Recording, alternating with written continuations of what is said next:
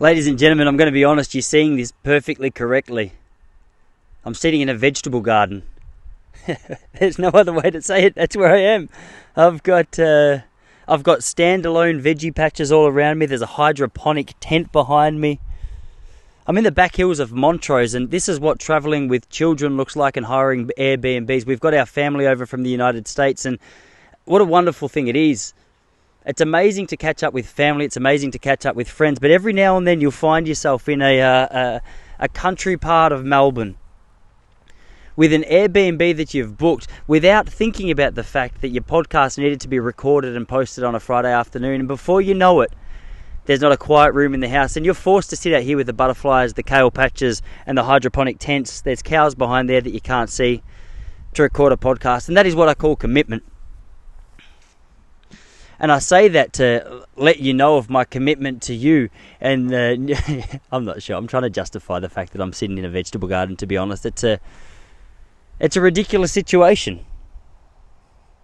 It's the only podcast in my life I'm ever going to have a sunburn after doing, which is humbling, because the dream, honestly, you want to have a studio, don't you? Like everyone's dream when you talk about what would you like to have at your new house. Like when you build a house, what is the one thing that you would like to have? A lot of people say, hey, maybe an office space. I always say a studio. So the fact that I'm on my knees with the camera on a tree stump in a field shows how much work there is to be done in the new year. And that is an important realization to make. You can't make progress until you realize how far away from your goals you really are. To be honest, it's not that far, honestly. I've even got a hat. If I just had a roof over my head right now, it would make it so much better. I'm actually quite happy with the setup, to be quite happy. I don't like the look of the fact that I'm on the tent behind me. It looks like I'm at a marijuana farm, which I'm not, as far as I'm aware. It is an Airbnb, so I haven't had a good look in I'm looking. My wife's looking down at me from the kitchen right now with a look of disgust on her, or disappointment maybe. I'm looking up at the window to the kitchen. She's looking down with it's kind of a polite smile, to be honest. It's a smile which says like, it's a 35-year-old man sitting in a field with a camera and a microphone. And I'm not sure if I saw an element of love and appreciation in her eyes or just a look of judgment. But I'm going to speak to her about that when I get inside, because it's important for the health of our relationship that we find out exactly what it was. But who have we got? We've got my brother-in-law, Jesse's brother's over from the United States at the moment. He's here with his wife and their two daughters, Charlie, Ray, and little Georgia.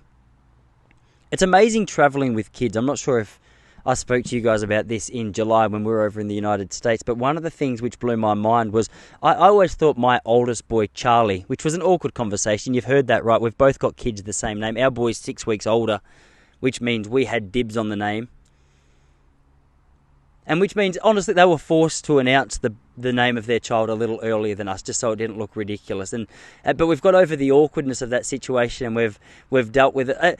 We justified the fact that they both had the same names based on the fact that we lived on opposite side of the world. But one thing that I don't think we really took into account was the fact that we like to travel a lot together. And when you've got two kids called Charlie, it's a very frustrating situation to find yourself in, especially because my boy's, he's not naughty, but he's got a lot of energy. And I think we're telling him off a lot more. So I'm spending a lot of my days going, hey, Charlie, no, stop. So as a result, she doesn't like me because she thinks I'm constantly telling her off, which I'm not. I actually quite like her. She's very polite. She's warmed up to me a lot, I'm going to be honest, this trip. I'm not sure what's changed. I noticed with her, though, the amount that she likes me increases or decreases based on how much my boy treats her with respect. The nicer he is, the more she likes me. And I've noticed the last couple of days, as the hits have started to increase, the amount that she wants to be around me has diminished, and they're only 3 days into a 5-week trip, so I'm nervous to see what the remainder of the trip looks like.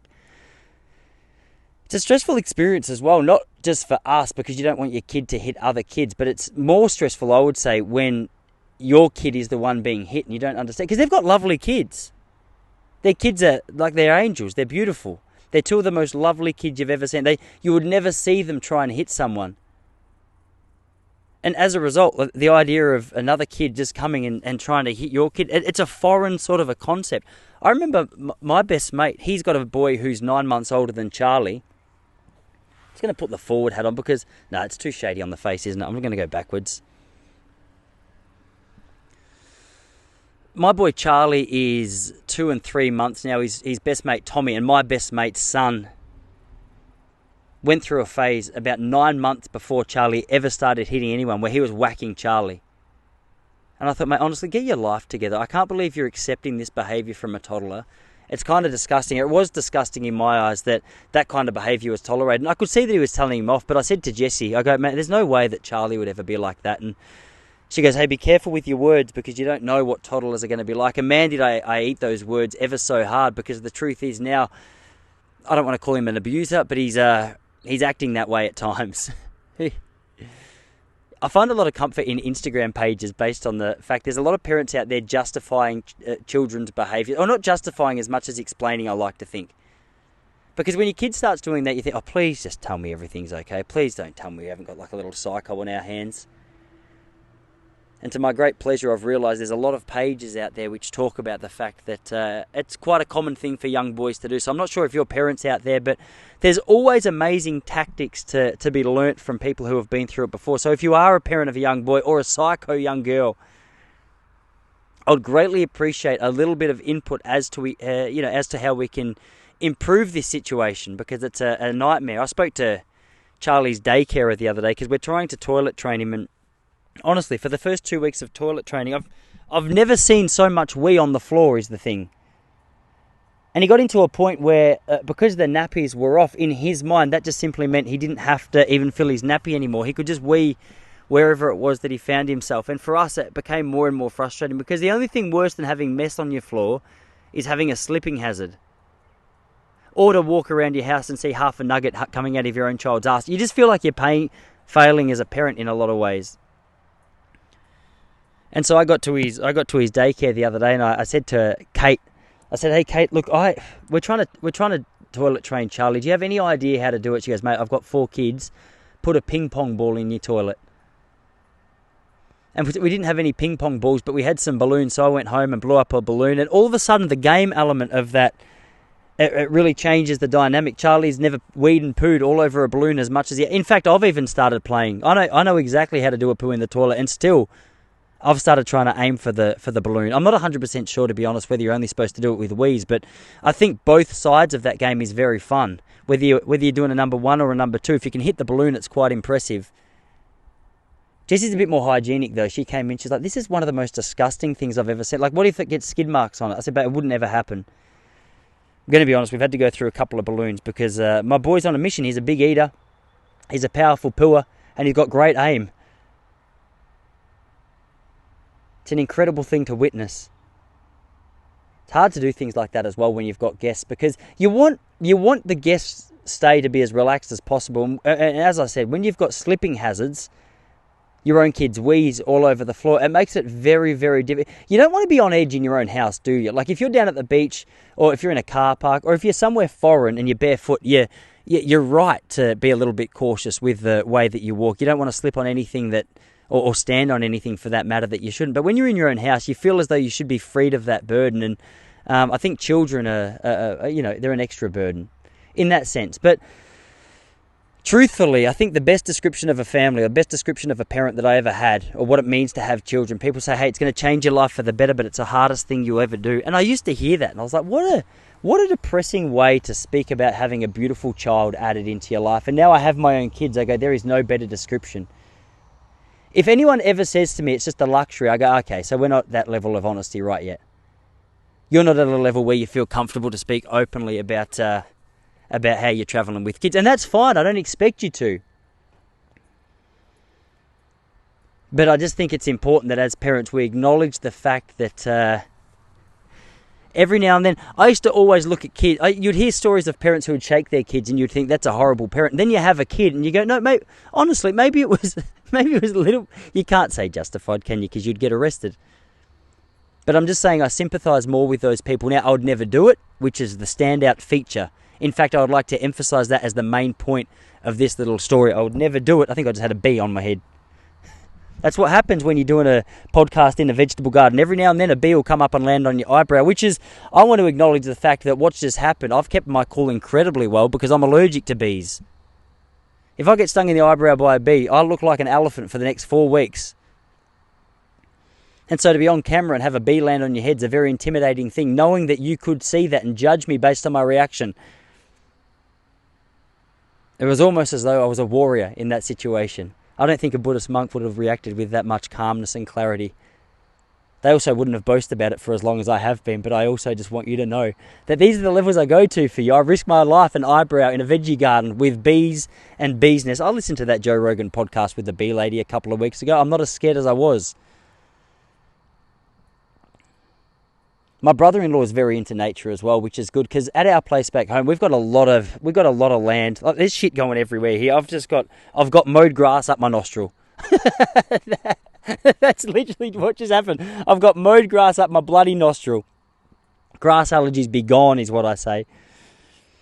But my brother-in-law, Sammy, one of my best mates, he's a great guy. He's into nature. He's into the garden. And I've got into it a little bit recently. I've started to have an appreciation for gardening. I've started to have an appreciation for what it means to cultivate your land. It's what a couple of episodes of the Zach Bush podcast will do, or the interviews featuring Zach Bush.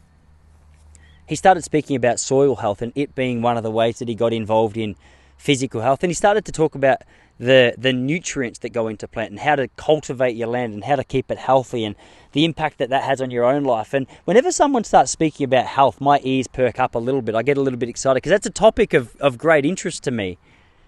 And so I heard this guy speak about glyphosate, and that's one of the main ingredients of Roundup, that popular weed killer.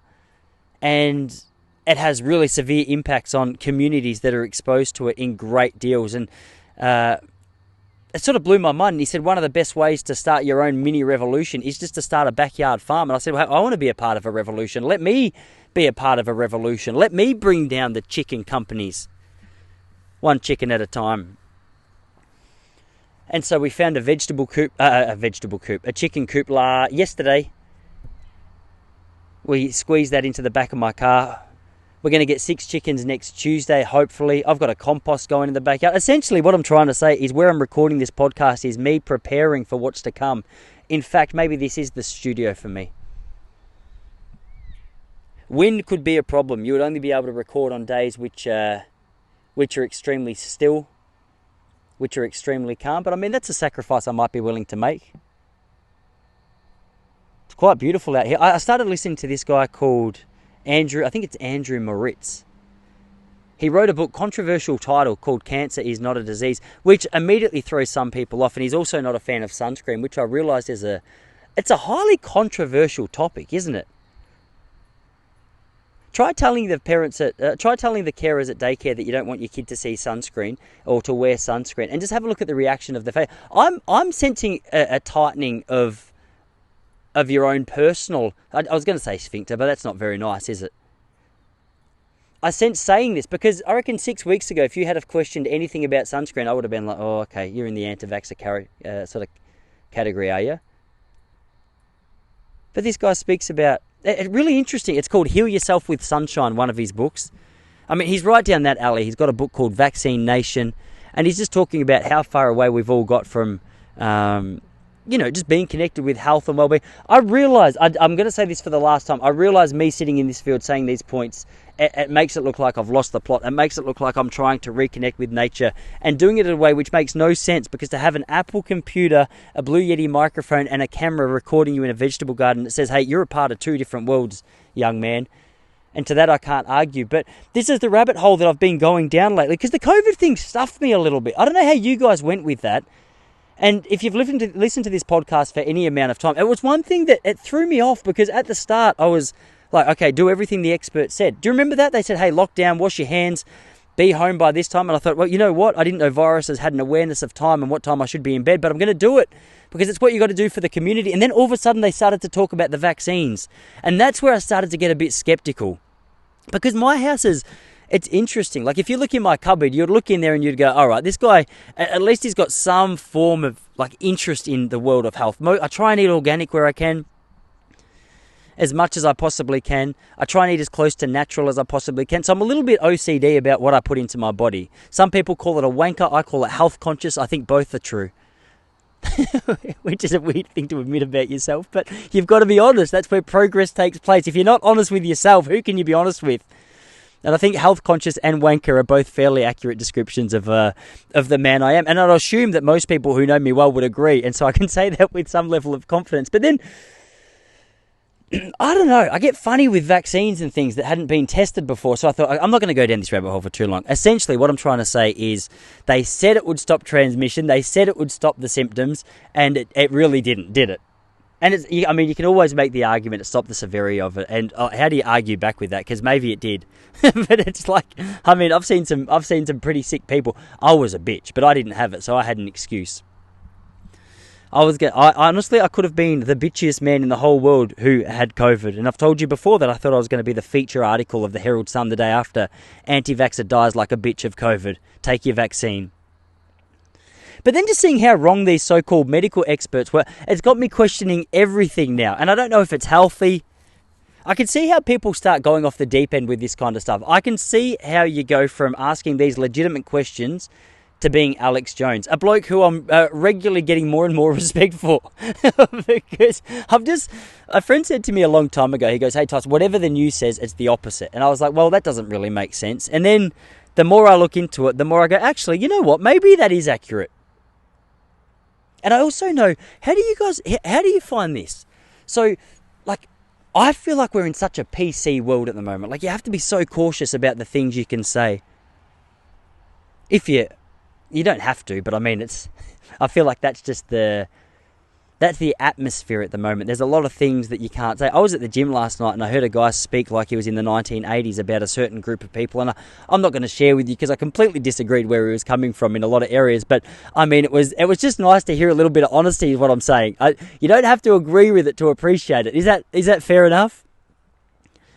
But the more PC things get, the more you're not allowed to talk about ideas. Here's my thing.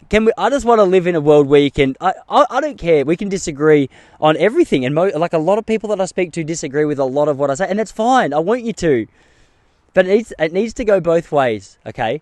That's I feel like the way I just said okay then was patronising and it made it sound like I was preaching from a pedestal. Tone of voice is a very important thing, isn't it? You've got to be careful with that as well. I'm definitely not meaning to do that.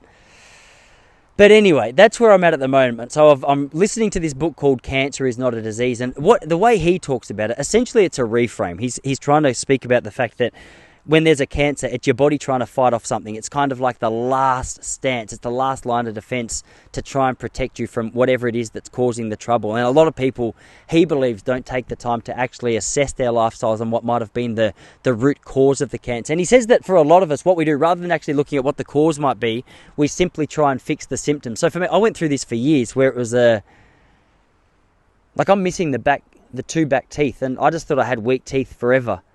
But then I looked at what I was eating back when I was 15. I thought I was healthy because everything was 97% fat-free. But the truth was everything was 97% fat-free and absolutely filled with sugar. And as a result, it turned out that did you just hear a duck? I thought I heard a duck. It turns out that everything was fat-free, but it was filled with sugar, and as a result, my body was getting pumped with sugar. I feel like I'm going to get swooped. I'm just going to be honest with you, because I haven't really spent this long in a garden like this for a long time. I think it's a duck, but I'm not sure if it's one of those mother ducks who's protecting her little flock. So, I mean, I'll keep it in if it happens, but at the same time, I want you to know I'm feeling vulnerable right now. And so that's interesting, isn't it? Like the idea that it's your body's last defense against like a health issue. But also, like an asterisk next to everything I don't say. I'm quoting a bloke I've just started reading.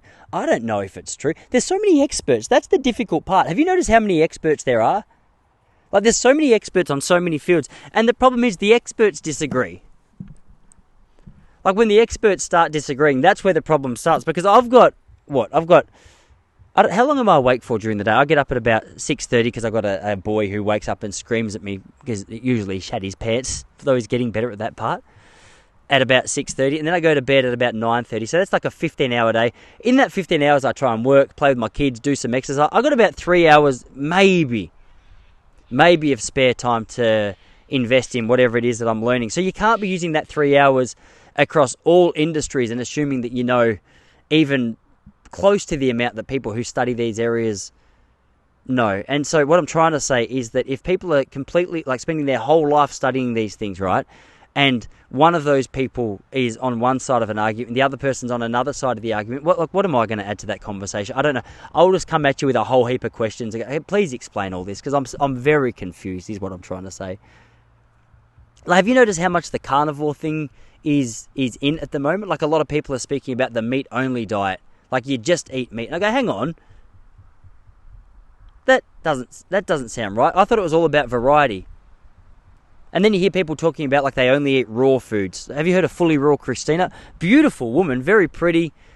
She looks very healthy, and she only eats raw foods, not even any cooking.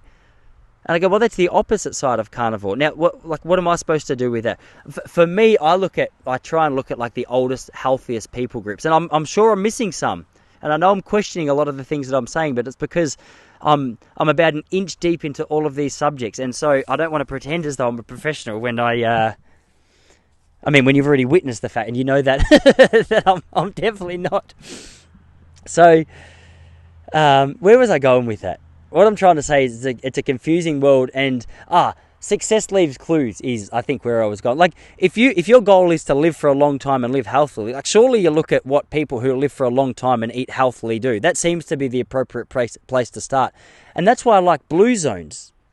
Like the Blue Zone Solution, Dan Buettner's study with National Geographic, I think it was like maybe 2015, it looked at the oldest and healthiest populations in the world. And majority of these people, from what I can remember, maybe with the exception of Okinawa in Japan, were like plant-based diets. They had a strong faith, they had strong communities, they exercised regularly, even if, like, it wasn't a gym-style workout where they just go in and pump weights or go for a run, but just in Sardinia is a great example of this. A lot of the people, especially the traditional people there, were shepherds. Like, they'd walk over rolling mountains in clean air with their sheep and everything every day, and as a result, it was like a pretty healthy lifestyle to live.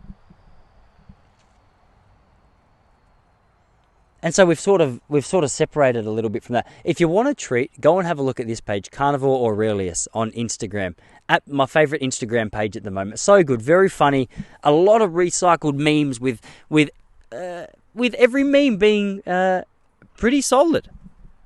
Pretty solid. Just looking at the health slide of the West over the last 30 years. Like, do you remember? I remember being a kid and no one at my school had allergies, and if they did, you'd call them a pussy. Like, what do you mean you can't eat peanuts? And you'd rub a peanut in their face just to see what happened. All of a sudden, pus would start squirting out of their left eye, and they'd have to go home. It was funny once until you saw the serious side to it. But there's another book called Coddling of the American Mind, and it talks about how coddled our kids are. So rather than actually exposing them to difficulty and exposing them to bugs and to germs and to, little obstacles for them to navigate their way through, what we do, we eliminate them from that and try and protect them. And as a result, they all grow up into big bitches. Like, they just grow up into these absolute bitches with no resilience. And this book, Coddling of the American Mind, talks about that. That's exactly what we've done with things like, what are they called?